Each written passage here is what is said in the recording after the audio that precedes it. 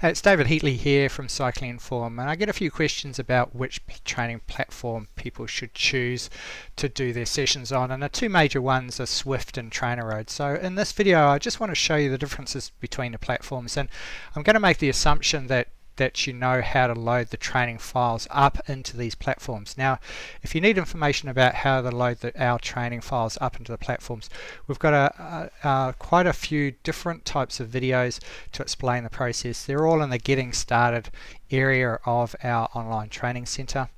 And it's in here, Working with Trainer Files, and there's quite a few videos that explain the process of loading up those training files into the different platforms. So once you've made a decision on what platform you're going to be using, then certainly go to this page and use these videos to help you get it all set up. Now, I know the technology is a little bit daunting to get started, but once you follow the videos, they're all step by step, and they'll certainly help you work through the process in a methodical way, because there's usually a few steps that you've got to do and a particular sequence to get the whole thing working. And of course, once you've got it set up, it's really easy to continue your training. It's just that hump that you've got to go through to get these training files set up in the first place. So with that in mind, we'll go into the two platforms and the different experiences that you're going to get with the training files. So I'm just going to minimize this.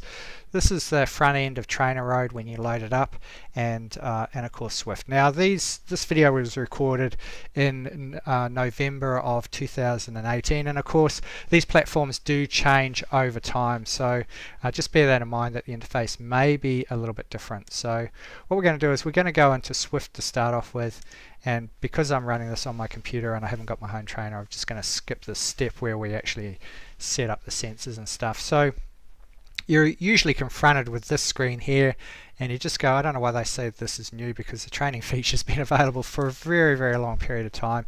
And once you've got these training files loaded up, you'll see that in here there's the workouts in here, and we want to go to the custom workouts option here.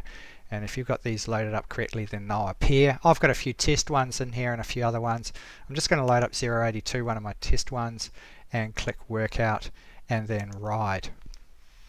And this is a virtual platform, so the training file is based on your FTP, so you've just got to make sure that your FTP is set properly. And if you find that you're doing the session, sometimes you're a little bit tired when you're doing the session, sometimes you're a little bit fresher.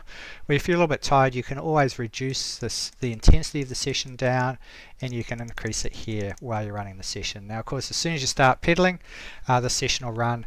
The only problem with Zwift is that it's a virtual environment. You get to ride with a whole lot of other people on their courses, so you can't play our indoor training video at the same time as you're running a Zwift session on the Zwift platform, but you can obviously run up a video alongside this screen, maybe on another computer or a notebook or something like that. You can run up the session and watch the video, but obviously the timing, it's a little bit difficult to hit the start button on Zwift and the start button on the video at the same time and get them synced, totally exactly at the same, within the same second. So that's the Zwift environment. I'm just going to close this down for a sec, and then in the TrainerRoad platform, you basically go to the workouts. You've got your workouts loaded up, and you're just going to select a workout. So I'm going to select 005. In fact, actually, I'm going to select one that doesn't have a video attached to it, so 003.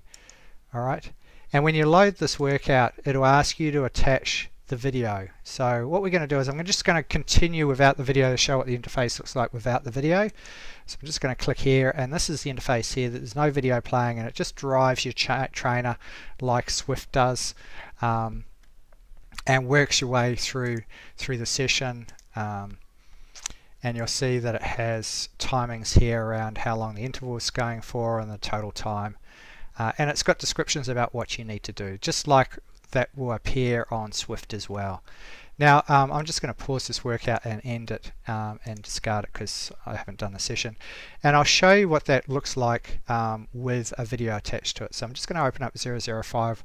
Actually, I'll open up 0113, load the workout, and I'm going to attach the 013 video to it, which you'll need to do. So here's the video here. I'm just going to open it up.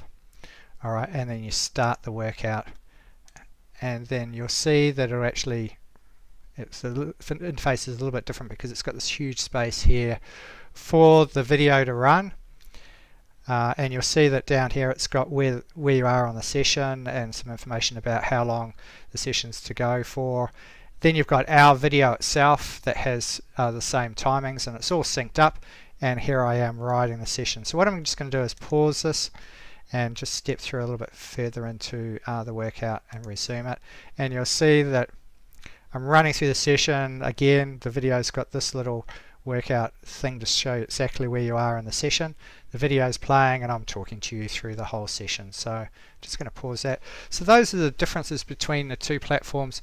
Obviously with Zwift you can't load up the training files, you can load up the training files, but you can't load up the video at the same time and have them synced on the same platform. But with TrainerRoad you can load up the training video and the training file, and it's really a personal preference. Some people work with both platforms, and sometimes they want to just ride on Zwift and other times they want to ride on TrainerRoad. I find that the TrainerRoad controls my Wahoo kicker a little bit better than Zwift does. It's only a personal preference, and I run both platforms because I've got clients using both platforms, so I need to be able to make sure that our training files is. But if you only want to choose one, then it's just a choice between whether you want to work in a virtual environment without our videos, or whether you want to work in TrainerRoad where it's not virtual, but you get to see me working through the session. So I hope that's been of use, and certainly if you've got any questions about running training files and those sort of things, then certainly reach out and ask me. And of course, definitely do go through our online training center and check out the videos on how to set up your trainer against our training files. So I hope that's been useful. It's been David Heatley here from Cycling Inform.